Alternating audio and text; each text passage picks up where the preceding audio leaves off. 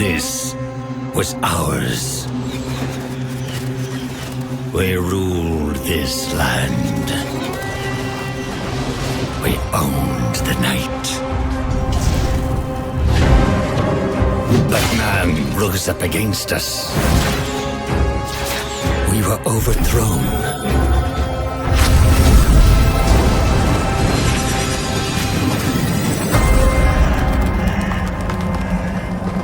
For centuries, hidden away in darkness. Tortured by thirst. Choking down dust. Starving. Until now.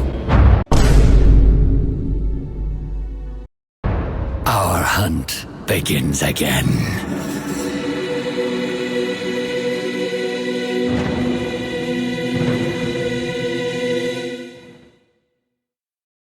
Hello guys and welcome back to another video. Today I'm going to be talking about V-Rising, and in this section I'm going to be talking about the loop. So the two main things in V-Rising is leveling up your character. You have a number next to your character which shows you how strong the character is. To increase this number you want to get better gear and equip it. And to unlock the level up, as I called it, you've got to kill bosses to unlock the recipes to craft this gear. So here's some clips showing me unlocking stuff. So here there's two players fighting a boss, and I just had to include this clip for you guys. So this is a medium game boss. He makes it easier to craft blood essence, and yeah, I'm not meant to kill him, and these guys were fighting him near. He's in the early game area, so I decided to go and nab his blood when they beat him. And this system is very easy. You have a blood outer to track bosses, and that's how you get to them and then kill them. And then for the other section of the loop, grinding for resources, they have a ton of gimmicks, such as in the later stages of the game you gotta grind for silver, and silver damages you while holding it, so you can't do a lot of stuff. Like, you can't transform since you'll just damage yourself and not transform into like a roof to move faster. And here we actually nabbed the blood and they didn't even get it. I could have probably killed them, but I didn't want to risk it since I had all my bones on me. So I would just have to basically restart the game. So back to the resource grinding section.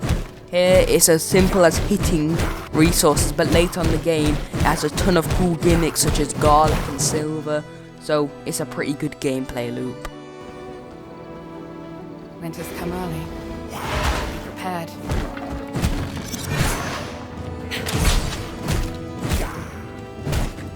The combat in V-Rising is one of its best points, and as you can see, it's extremely fluid with dodges that actually elude enemies, as it says, which means they'll still aim at where you dodge until you attack them, which allows dodges to let you escape enemies or even distract them so you can get some free hits on them. You can also, as you can see there, you can use other enemies as tools to move around. And your spells, of course, you've got your range spell, and then here I've got a counter spell, which I don't use often since you can just strafe around the arrows. And your dodges in this game have pretty long cooldowns, so the game does force you to have to counter attacks in different ways by strafing around them. But the thing is, you don't want to just dodge attacks, you want to just stop attacks, as in you want to counter them fully. So in other clips, as you can see, with this person, the arrows take so long to come out, I can just strafe around her or dodge behind her and get some free hits. On other bosses, you can do other things, such as you can use shield spells or counter spells, as I'm using in this case, to use their damage against themselves. And so here, in this next clip, you can see, from killing the boss, you can see what you gain in the blood outer. This also lets you track the boss, So if you don't know where a boss is, you just go to the blood outer, track it, and some blood will flow towards you, pointing in the direction of the boss, which is useful because a lot of bosses just wander about. And here you can see that boss also gave me an ice arrow, and at this point we upgraded our castle heart, which is like our main base in the game. So going to the next boss, this guy's a miner, and his entire gimmick is he can shoot out the laser tags, which explode after a while, which you actually gain the exact same spell by beating him. So as you can see, I can counter his spin by using my counter, because after my counter I can't take damage until getting hit for a couple of seconds, so I can actually get close up to him. Here he can also summon bosses, and almost every boss can summon people at half health. It kinda forces you to be more aggressive, because if you're not aggressive the boss will just keep on summoning. And yeah, so we've got ranged attacks, and then you can see the counter's doing extremely well, and you've got loads of ways to make builds. As you can see in the bottom part of our screen, next to our weapon logo, we've got little sword logos. When you upgrade your weapon enough, you actually unlock abilities.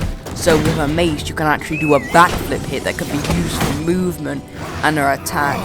And loads of weapons have abilities allowing you to make builds. And then also you can have 2 spells equipped, gained from bosses, which is a really cool mechanic. Rather than just buying spells, you have to gain it by fighting bosses, and I just love it. And what I love even more is the way they handled spells.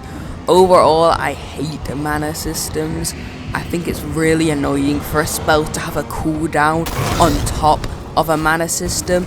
In this game there's no mana, it's just cooldowns, so you can make as many crazy combos as you want, or use really good spells with really long cooldowns, or you could use really versatile spells with shorter cooldowns. So in this boss fight, I was actually fighting a boss, and another boss came in during that fight, which is kind of funny. So we've got a gravity archer and a necromancer, and these bosses actually fight each other. Wandering bosses will fight each other, and it's quite easy to tell if they would fight each other. Like, this is a necromancer and an archer, so sure they're gonna fight, but not all of them gonna fight. Like, if you get a vampire hunter boss and a priest, they're not gonna fight because there's no point for them to fight. And here it actually helps in a way. It changes the entire combat when you're fighting 2 bosses. It can help by killing one boss if you let the fight go out, and then you can just extract the blood. Or after one boss, after they're fighting, you can join the fight halfway through and try and get both of them dead. And also it means they can't regen health, because when you run away from a boss, they will, if they run away as well, they will regen back to full health over some time. So if you like run away and you didn't meant to run away and they start running away, you can just throw a projectile at them and they shouldn't regen to full health. And here this fight is just crazy. And the thing about regenning to full health, I can actually escape the fight and heal, which is a really big thing since I didn't bring any heals with me. So here we finally got the blood of this boss, and then we went on to the other boss, which I had to be almost flawless since we have quite low health, and this boss does do chaos damage, which is tick damage. That was what you're seeing with the 2 health a second. We can also use cover in this fight, and I love the way fights affect the landscape. You can be in an arena full of trees like this, and throughout the fight all the trees have fallen down, and it actually affects the fight if it's day, because then you've got no shade. And it's really sick how all of these things come together to make amazing combat. So, going to the final boss, we're versing the armourer of all the bandits.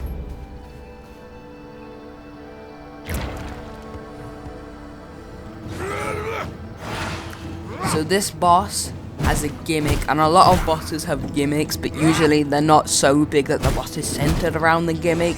It's just the gimmick is like a part of the fight. So in this case, this guy throws out nails and all his attacks have a ton of knockback, and if they hit you, you're gonna be knocked back into a ton of nails, and you will take so much damage.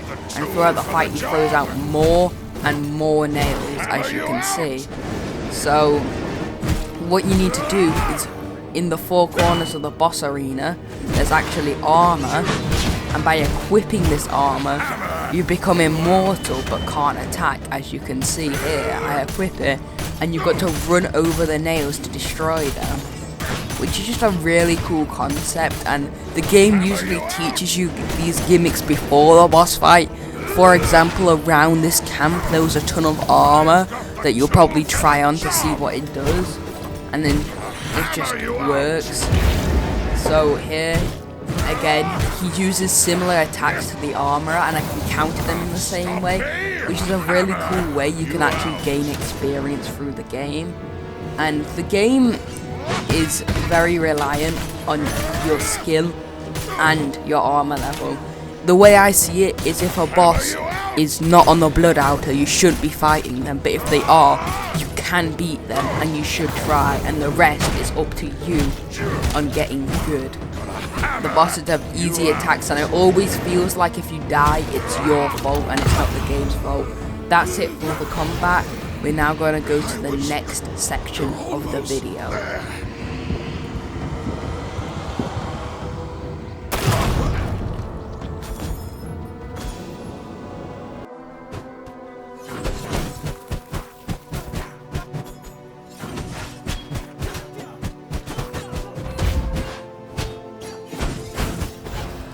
In this game, you do require to do a ton of grinding to upgrade your weapons, but somehow they've made this aspect of the game pretty fun if you know what you're doing. So, early game, what you want to do is get some copper. So there's a copper mine, and you've got to take out all the enemies in the copper mine, and then you can start farming copper. It's quite a simple process, but these areas, since it's a multiplayer game, it's almost a choke point of players. So if a new server just opened and some people joined it, the copper mine's gonna have a ton of interactions between players and even some PvP fights. But copper's not the only resource you mine, because of course later in the game you need to do more grinding, and they've actually attached a ton of cool gimmicks to mining. So later on in the game, you need to get silver and cotton. Silver, as a vampire, actually damages you over time when you hold too much, so you need to craft, in preparation, silver resistance potions, or somehow have a way to heal and out-heal the damage it's doing, which actually forces you to run away from enemies and makes the game hard again. Same with garlic, where garlic gives you a debuff where usually a farmer cannot kill you, but if your garlic debuff is at 100, a farmer might actually be able to kill you. And at night in farms, there's werewolves, making it actually quite scary as you try and escape from the werewolves who move way faster than you, but you can't do anything because you've got the garlic debuff. Also, after grinding, of course, you got to smelt, and you got to process the resources, and this makes the castle building so fun, as you got to make each room as powerful as possible by putting it in a roof to increase the efficiency, putting multiple stations down, and then using the matching floor. And that's why the next section we're going to talk about is the castle building.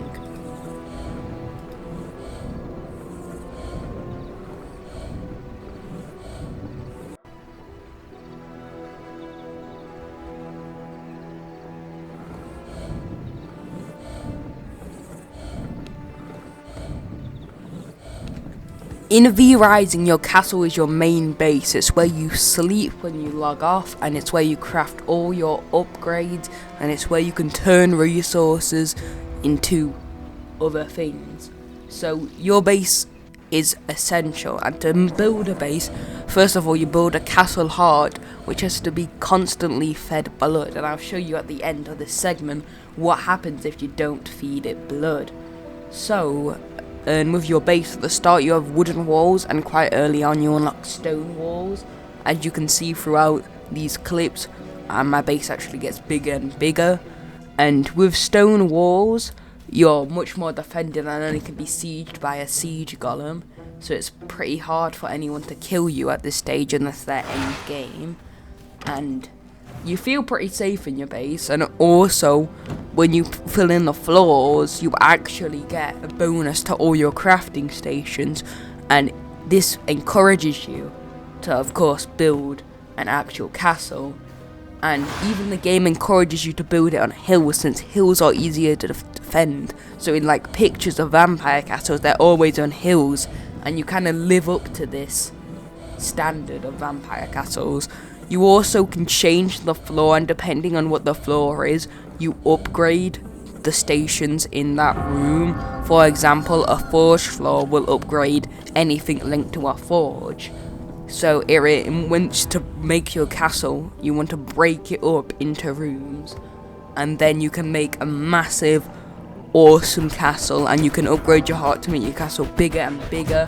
And here, we've got someone's castle who they haven't fed blood, they've probably left the server, so I can actually break through it. It takes forever to break, but I can still break it, and near the end of the game, of course, you can break it even faster. And eventually, I break the first door, but then after the first door, there's actually another door after this door. So it takes quite a while to break through the castle. But when we do, we can actually unlock all the chests, loot it, and actually kill him by breaking his coffin. So it's kind of cool how you upgrade your castle, and your castle's like where you store everything, and it's where all PvP is centered in the late game, and it's where like you're going to be protecting the Eye of Twilight, which is an end game item, which there's one in every world that makes you super powerful, and it's this really cool concept of building your castle. Of course, you can also have clanmates build their castle, and you can live in their castle. So now we're going to go to the overall section.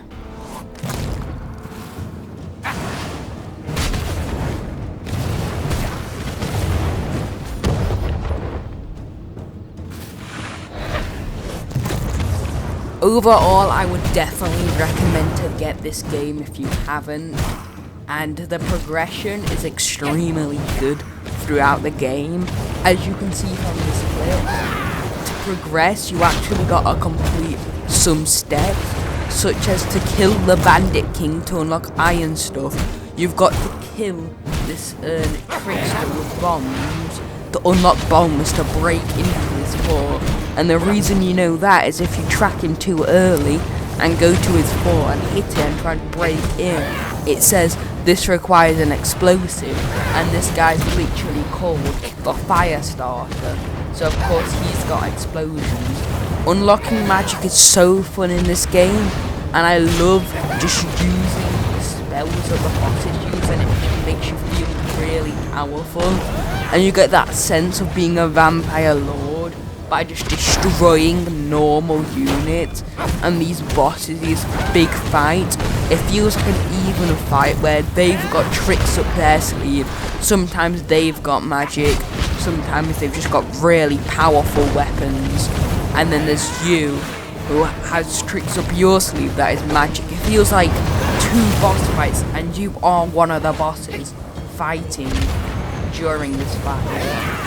And since you can build your build in so many ways, it's amazing. And blood is definitely a big thing near the end of the game and near the mid game, where you can actually build cages and trap people with the purest blood, because the more pure a blood is, the better the buffs it gives you. And there's tons of different types of blood to change up your builds. There's brute blood that gives you lifesteal on hit. There's warrior blood that allows you to parry, rogue blood that allows you to dodge more, scholar's blood that buffs your spells. And it's so fun as well with the mechanics. of Sunlight. Sunlight I thought was really annoying, but it actually encourages role-playing in a way I've never seen done before in games, where you're actually encouraged to stay off the path because of all the dangers on the path. It allows you to pounce out off the path like an actual vampire, and you're encouraged to stay off the path because that's where all the shade is, and that's where Sunlight is not going to affect you. I love how cinematic the boss fights is and how trees fall down during boss fights, and this actually affects gameplay because of the sunlight can actually kill you if a boss breaks down all the trees. All the arenas are unique, some with areas you can hide behind, some are actually really small, so you've got to try and make do with a small area, and some are just in the open world where you can have some really cool, unique encounters. And the crafting, in my opinion, is also amazing. Building up your massive castle feels really rewarding, as it rewards you with a ton of items and increases your production rate. And actually that matters a lot because later on in the game you actually unlock servants, and you can have servants roaming around your castle protecting it from enemy players. So if you're offline and someone raids your castle, it's not over. You can have holy servants just shooting beams of light at other castles. And the raiding system is sick, since you have to create a stone golem, then control the golem with your vampire powers, and then smash through a wall. And on the map, the golem gets marked, creating this massive fight against their clans, 2 clans, and even some early game players like me. I joined a fight once to try and scavenge as much loot as possible, but sadly the fight didn't actually work out and they didn't breach the castle. The game is so big with so much in it, and then I just loved the game. So here we fight through the Bandit Lord, and I just love like the arena with all the stone pillars that break during the fight. It feels like it makes him feel strong, and the size difference, it all comes together to make a great game. And also there's so many hidden mechanics, well not hidden mechanics but cool gimmicks in the game, such as the fact that later on you actually gain a power to become human. You can become different things. You can become a wolf to move faster, a bear to get more resources faster. You can become lots of things, a rat to stalk prey or hide around. You can become a human to go into cities and actually trade with merchants, and if you're not a human, the merchants will try and kill you. It's so cool how, and then you gotta make silver resistance potions so you can carry around silver coins to trade. The game is so deep and it's so complex. I just definitely would recommend this game. And I'm playing on a multiplayer server which says it's recommended to have like 4 to 3 players. I've been playing solo and I've been fine. You can do the private server, but I would say it's better to do a multiplayer server, since the chance of you being raided is really low, and most of the interactions I've had with players actually been quite fun. And I would recommend to play on the difficulty when you don't lose all your items. I did play on a sweaty server the first time because my brother wanted to go on it and he's already beaten the game, and I got destroyed and my castle got raided and I lost everything. But it just makes it even more funner, where you become overpowered and you've killed these players who've killed you so many times. And overall, I give the game a 9 out of 10 for my ranking. And the bosses are so cool with their lines. As you can see here, he says, "Tell me what you got," and if I attack him during that, he actually deflects me. And by beating him, you unlock this shield and his charges and ultimate. You can make so many builds. There's so many bosses. The game is so long, so many mechanics. I don't know what else to say to make you get this game. I would definitely recommend it. There's nothing else to say. It's a great game. The best vampire game. And after killing this guy, we unlock iron to restart the loop again of grinding and leveling up.